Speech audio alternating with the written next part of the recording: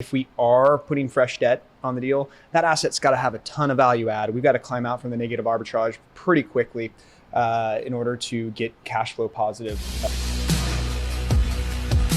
So Erik, given what you're hearing here and what Jeff's saying and what you're seeing out there as you're underwriting properties, how are you making sense with interest rates perhaps being 5.5, 6, maybe 6.5, depending on what market you're buying in, LTVs and cap rates? Great. Thanks again for inviting me. It's such a privilege to be here and be a thought leader on all this. And so as we dig into deals this year, much to probably Jeff's chagrin, we're trying to find deals that are loan assumptions, not new loans out there. There's plenty of product out there where owners have plenty of built-in equity and they're looking to reposition that capital or maybe own the asset for decades and put on a very solid accretive loan in 2020 in a great time. So we're looking for deals like that. If we are putting fresh debt on the deal, that asset's got to have a ton of value add. We've got to climb out from the negative arbitrage pretty quickly in order to get cash flow positive, as Jeff was alluding to. Today, back to fundamentals, looking at cash on cash, looking at conservative underwriting from a rent growth perspective. I think those are items that we are trying to employ within our models and still be successful over the next short-term period.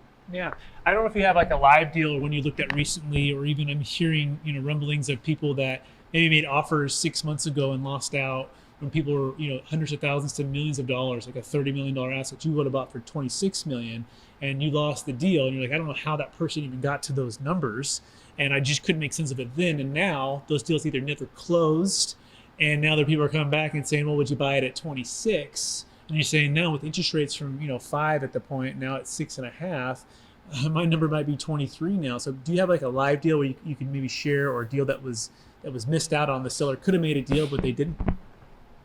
Yeah, absolutely. There's a deal in Denver. Actually got to a PSA in not the most opportune time.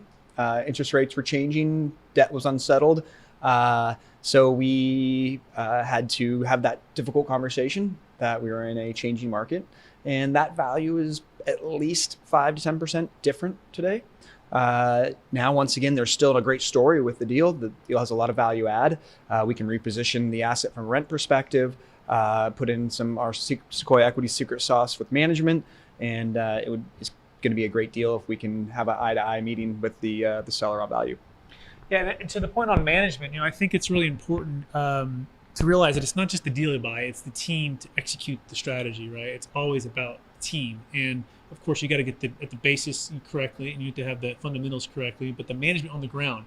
So things are changing, right?